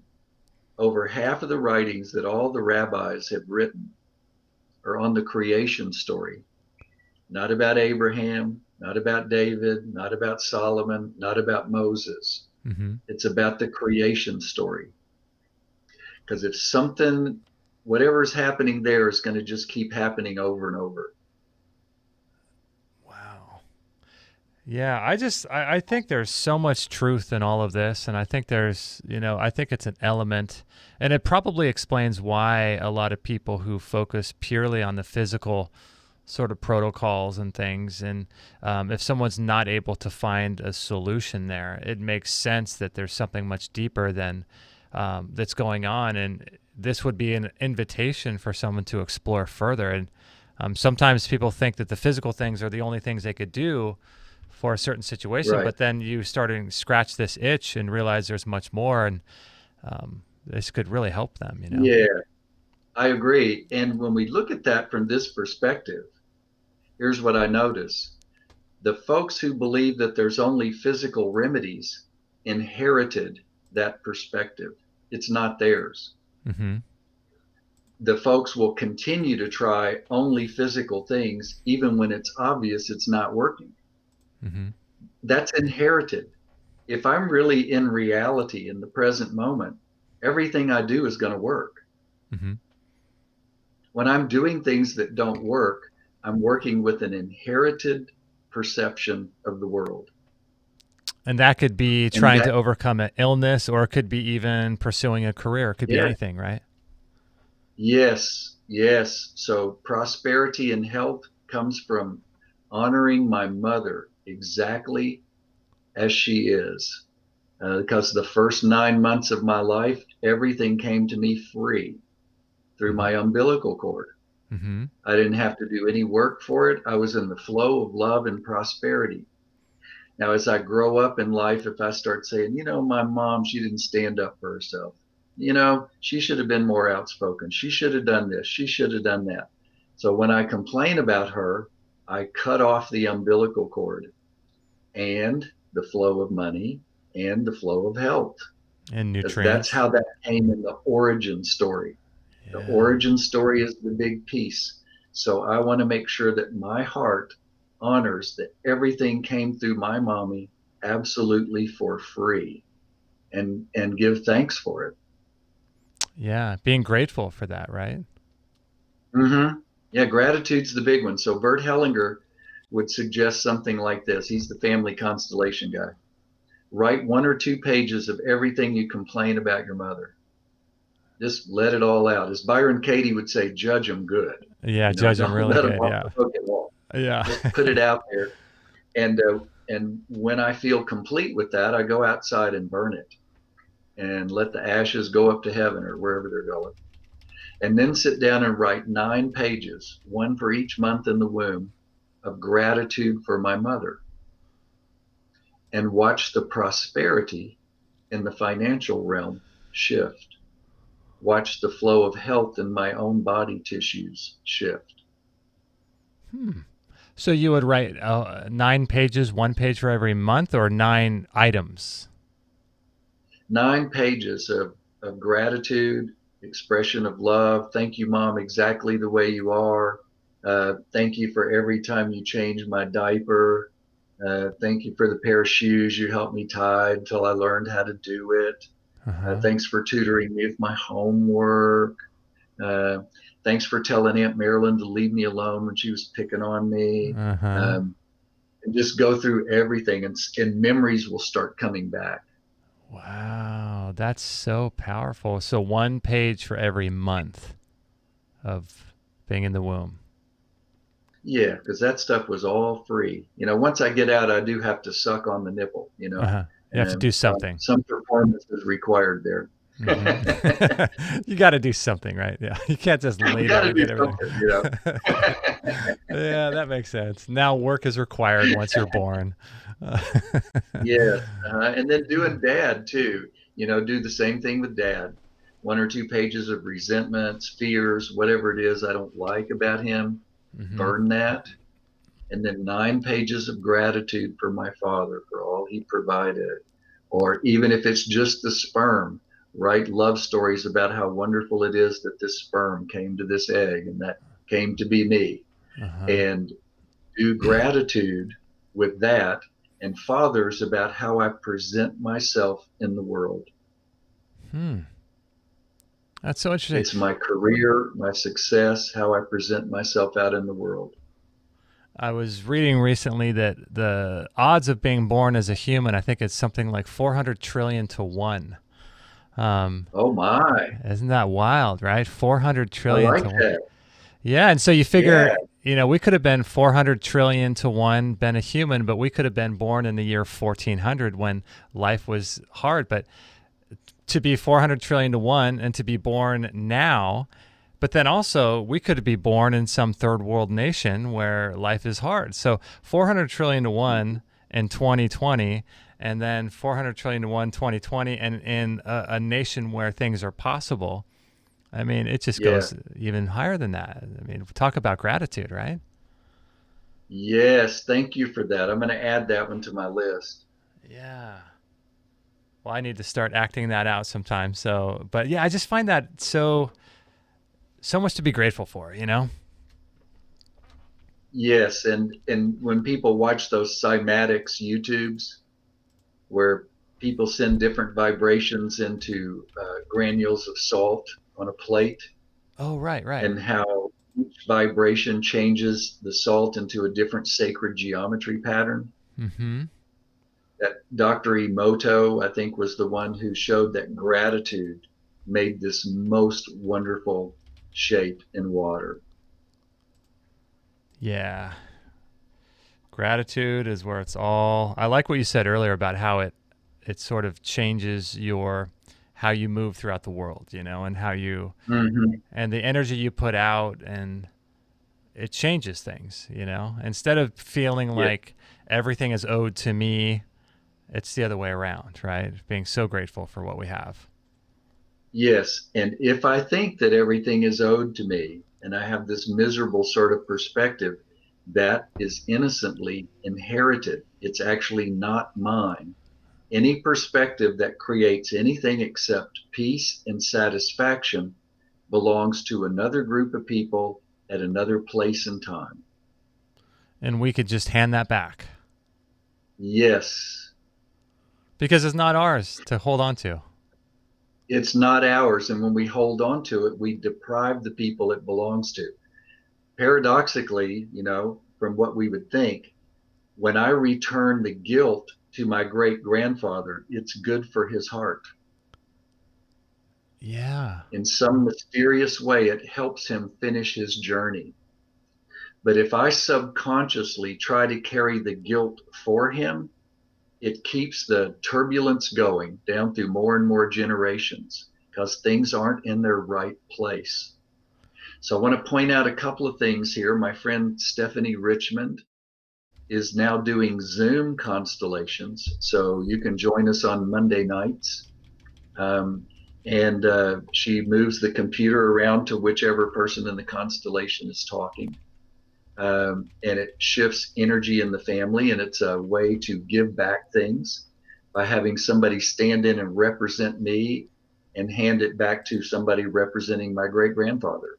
Okay. And they do that for me while I watch. She's also doing the partner wound class tomorrow, and that's on biomagneticbalance.com. So if you want to get on that and start checking out Stephanie's classes and constellations by Zoom, it's worth it. We go every week. I got to represent world peace last week. Oh, wow. Somebody else was the virus, somebody else was fear, and and somebody else was humanity. Ooh. Now, when this was set up, we thought it was a family, and none of us knew who we were. Mm-hmm. So we just went with how we felt, and we moved and said things by how we felt. And the way it worked out was like this. The virus had almost nothing to do with anything going on. The person representing the virus stood off on the edge of the stage and didn't want to be near anybody. Really? Isn't that interesting? That's just like real life, because there's probably actually an exosome is what we're talking about, not actually a virus. Mm-hmm. And the one representing humanity was manic and mad, crazy, just running around, throwing the arms in the air and being like happy and fake happy and having some kind of party that didn't make any sense. Yeah. Like an economy driven culture, right? Mm-hmm. Mm-hmm. And the one that represented fear was going around to each of the other representatives and trying to find out what would make them nervous.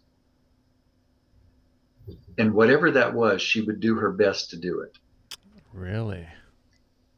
And as world peace, I remember going through the motion of, like, with my arms, of putting something good in the center of the universe, whatever the center of this stage, Mm-hmm. And I thought, I put something good there. And now look at all this crazy stuff going on there. And I just withdrew. I thought, I'm not staying here. It's uncomfortable. Yeah. So I actually left the stage and had a little moment of quiet time. And then I just walked back out and stood in the center of the stage. And I told everybody, this is my spot and I'm staying here. And as soon as I said that, the one who was representing fear bowed down and put her head on my feet. The one that was the virus sat down next to the fear, and the human being calmed down.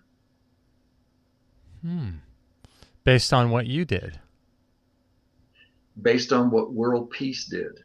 And I didn't find out I was world peace until it was over. And so once world peace takes its proper place in the center of us, which is what we're talking about today, if I'm having an emotion, an illness, a bankruptcy, a divorce, anything that doesn't feel peaceful on the inside, like I have a feeling like this is not going to turn out well, that feeling is inherited. It's not mine. And it helps everybody when it's returned to who and where and when it belongs. Yeah, because sometimes, like you said, people want to feel like if someone's a complainer or if someone loves to sort of wallow in their sorrow or sickness, that's a comfort almost to them. And so as a next generation, if you can give that back to them, that makes sense because that makes them feel good. Yes. So if somebody's in the womb and their mother is really, really, really unhappy with her husband, but she knows that if she complains about it, he will leave. So she has to stuff all her complaints. Well, that goes into the one who's in the womb, and that person will complain their entire life for every complaint their mother didn't say. Really? Yeah, nobody wants to live a life of complaining. No. That's inherited. It doesn't feel good. Some people like Woody Allen are good at it. Can make a lot of money at it, but it's not satisfying. Oh, wow, this is so interesting. My goodness. Well, Doc, I think we'll end it up there. I have a few questions, but we've been going for almost a couple hours. And let people know, too, are you still doing the blood work for people? Is that still? I still do that. Okay, so let people know a little bit about that if you'd like. Sure. So what we basically do is we put a heart biofeedback monitor on someone, poke their finger, put the blood under a microscope, put it on the big screen TV, and they begin to look at their blood and tell their story. And then we get to see which parts of that their heart's interested in and which parts, old rehearsed stuff. And when we get to places where things are inherited or there looks like there's a block, We do some exercises to hand all that back. When we look at things like today, we looked at someone full of candida. So we start with a place like that, like, oh, look at this, there's candida. So physically, we can stop eating sweets. Is that what you want to do? Well, no. Okay. On an emotional level and family level, candida is a composter, just like it is in nature. It's usually they're composting dead relationships and people who have died when there hasn't been sufficient grieving or processing of the divorce or the death. Okay. So if a person wants to work there, then the candida won't have anything to compost, because if I'm carrying unprocessed grief, it's actually killing cells in my body that need to be composted. Wow. So if they contact you, are you still doing the dried blood cell analysis where people can send blood into you as well? I still do that. Okay. And because that's what we did. And it was a few years ago, but you would actually create like a video for them and talk about their blood and what you're seeing in their blood from a dried blood perspective, right? Yes. That's really cool. And so if someone... Yeah, so that gets blood and lymph fluid. When we poke a finger, it's not like drawing blood out of a vein. So we kind of do the same thing the feds do. If they come to investigate you, they send somebody out for a couple of weeks to go through your garbage for a couple of weeks and see what you've been up to. They talk to your accountant and they go through your garbage. Yep. And once somebody sees your garbage and your money, they kind of know what you're up to in life, what your values are. Right. And so when we poke the finger, we get blood, but we also get lymph fluid, and lymph is what carries the garbage. Okay. So we take a look at the garbage and see what's going on. That's cool. And so if they were to come to you, do you work with them with Meridian? Because Meridian does a whole host of homeopathic solutions. And I mean, gosh, for those that aren't aware, in your house, you have this whole sort of downstairs area where she has all her crazy devices and rows and rows of homeopathics and all this nutty stuff. Yeah. So she's the homeopathic queen. She's the detox queen. She's the cuisine queen. And if anybody has any questions about that, they want to contact her on Awakening Health. Yeah. And she can do a lot of that by the phone, because it's by asking you about your symptoms. Your left leg hurts. Is it on alternate Tuesdays? Oh, well, you need this remedy, and so it's a different kind of thinking, but it's very effective. Yeah, golly. So for people that you'll want have to see you'll have to see the new things we got, Justin. I mean, I can show them to you a little bit. Just through the computer here. When you can see this. Oh goodness, what is that? This thing sits next to the bed, and there's one on each side. Oh wow! And it's called a scalar device. And then she got a different one downstairs called a spooky. It's a interesting name for an energy device. I've heard of those. Both sort of in the tradition of the Rife thing, I think. And they came in the same day, and I'm not sure if I'm spooked or relaxed, because they're all turned on, and we're trying to sort out what settings to put them on. Oh my gosh. For those that don't know, Meridian sort of orders all of these crazy devices and frequency and light therapy devices. And I mean, I bet something new shows up every week, right? Oh yeah. You would not believe what it's like if you guys came here. We're sleeping on that $3,000 magnet that's underneath the Tempur-Pedic. Yep. Now we have the spooky. Now we have this. And she's always got something else going on in the house as well. Plus, she'll go, open your mouth, and she'll drop a homeopathic in there, That's so funny. When I'm not behaving right. Yeah. Oh my goodness. That's so funny. That's her punishment for you, right? It's not the silent treatment. It's a homeopathic. Yeah. Oh, that's so great.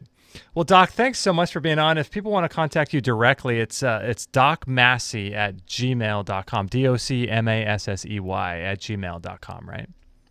That's it. Wow. Well, thanks so much. This was so much fun. We had Mark Wolin on the show a while ago, and he was really great talking about family constellation, but maybe we can revisit a little bit deeper, with you, all of this, because I just think it's so fascinating and so great.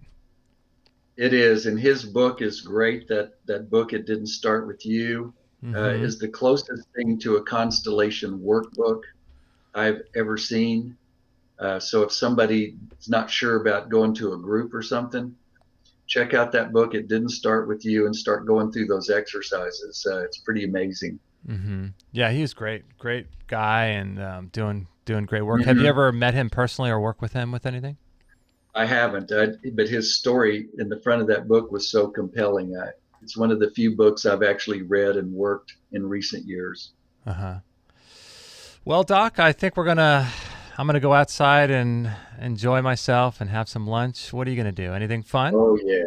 Yeah. Oh yeah. Well, yeah, I'm gonna go outside and enjoy myself. We walked through the park this morning and see all the tadpoles in the stream, and it's a beautiful spring day here. I hope it is there for you. How's the creek? Is it warming up? It is, and it looks pretty nice. We got the herons coming to visit, and watching the egrets and the herons as they do their little thing. They're so smart about how to fish. Yeah, that's awesome. Maybe you'll see a hawk today. I certainly hope so. I've heard them, and I always love it. There's this little gray hawk, and it's the same size as the doves, but I promise you, they can tell from a pretty good distance away that this little gray thing coming in is not part of their family. And there'll be like 50 of them that leave the tree all at once, and it makes this whoosh, this mysterious sound as all the doves leave. And he looks like us, but I think there's a beak and some claws. A little different. That's so funny. Well, better a hawk than a neighbor on the roof. Oh, no kidding. No kidding. Well, Doc, thanks again so much. I'll be in touch. I'll send you the link as soon as this is available, and you can kind of share it with whoever you like or do whatever you would like with it. But thanks again for being here today. So much fun. Yeah, it was fun. Thank you for inviting me. Awesome. All right, I will sign off. I'll see you later on, and I'll send you the link as soon as this is available. All right. Say hello to Kate and the twins. Awesome. I will, and say hello to Meridian, and have a great day. All right. You too. All right. Thanks, Doc. Bye. Bye-bye. All right, guys. I hope you enjoyed that show with Mr. Richard Massey. Really interesting guy, right? Fascinating guy.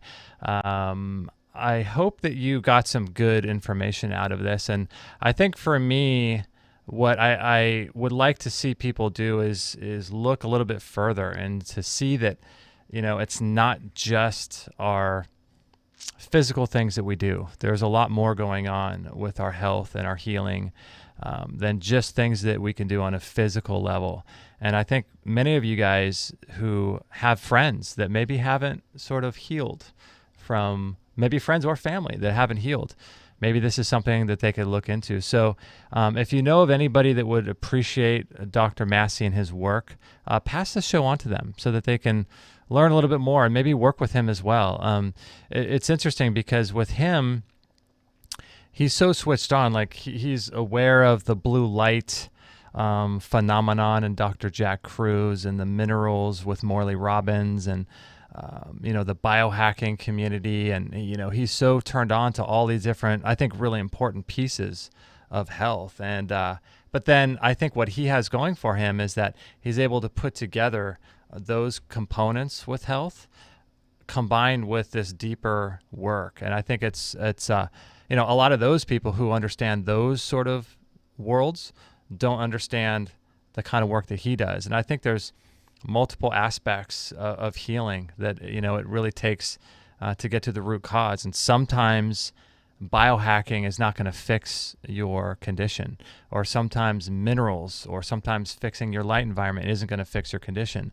But it's the combination of each of those things, and or the inclusion of things like spiritual emotional work. And I think it's really important to make sure that you're sort of showing up at the work site with as many tools in your tool belt as possible, so that you're not leaving something really important behind, because on a physical level we can only do so much, right? I think it's really important to do everything you can on a physical level, to make sure that you give your body as many offers as possible so that you can heal.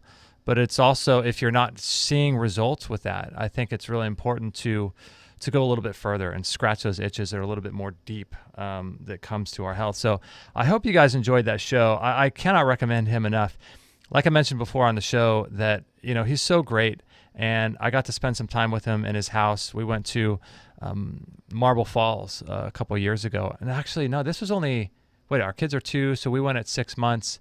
We drove to Marble Falls, Texas, to visit our biological dentist, who's also a friend of Dr. Massey. His name's Dr. Stuart Nunley. And if you're looking for a biological dentist, I can't recommend Stuart Nunley enough. HealthySmilesForLife.com. I'll put a link on at this show page, extremehealthradio.com/656. I've never met Dr. Nunley and Richard Massey. To me, are like the salt of the earth kind of people. Like, they're really in it for the right reasons and to help people. And they are so excellent at their craft. And, from a biological perspective, something really high on the list to fix are your teeth. And if you have anything going on in your mouth, Dr. Nunley from Healthy Smiles for Life, I can't recommend him enough. We drove cross country with 6-month-old twins, because that's how much we value not just his work, but the importance of biological dentistry on our overall health. So I can't recommend those two guys enough, Dr. Massey and Dr. Stuart Nunley. So I hope you enjoyed the show. Hopefully it gave you some things to think about, and some things to ponder, and maybe some things to do. For me, the idea that a lot of these emotions and trigger responses don't belong to me is really, really key. And to realize that I didn't really think about this too, that if it belongs to someone higher up in the generation, sort of the family line, the lineage of my family, if it belongs to them, then we're actually doing a disservice by trying to harbor that ourselves. So if it belongs to them, we should give it back to them and honor them for that, and be able to release some of our responses in the world. And that way, these things aren't these closed loops. So yeah, I hope you guys really enjoyed this show. Inside of our academy, we're trying to bring together as many of these sort of pieces as possible. So if you haven't joined the Extreme Health Academy, I can't recommend this enough, because, we're bringing together the mineral piece, right? We're bringing together the light water magnetism, the non-native EMF, which I think is really important, the biological dentistry piece, the spirituality piece, and the emotional triggers and traumas that cause disease, along with the nervous system that Dr. Bergman brings, and this idea of chiropractic and helping the nervous system operate properly. And so there's so many aspects of health, and not any one thing is going to be the fix-all, the cure-all of anything. So if you're looking to sort of take your health further, come and join us. I'm telling you guys, it's so much fun. We recently opened up what we're calling a Zoom room, and that is like a live. I'm in there live every day at 10 a.m. and just hanging out with people and getting to know our members and talking live and sharing stories and sharing tips and protocols. And one of the things I'm asking all of our members is, are you guys dealing with, have dealt with, or know anyone who knows anyone that has this coronavirus? And the overwhelming response has been, no, we don't know anyone that has this thing. But it's a really great time. So I just love getting to know our members, and I'm in there every day at 10 a.m. Pacific time for the foreseeable future until, it doesn't make sense anymore. But it's such a great place to get advice for your health, to get people to share their perspective, to get tips and motivation, inspiration, and support in our forums and community, and as well get all of the courses and the workshops and all the things that we're doing to help you, guide you step by step with motivation to really turn your health around. Because once you have your health turned around, you're creating ATP through your mitochondrial membrane in complex 5. When you're doing that, you have energy to be able to heal.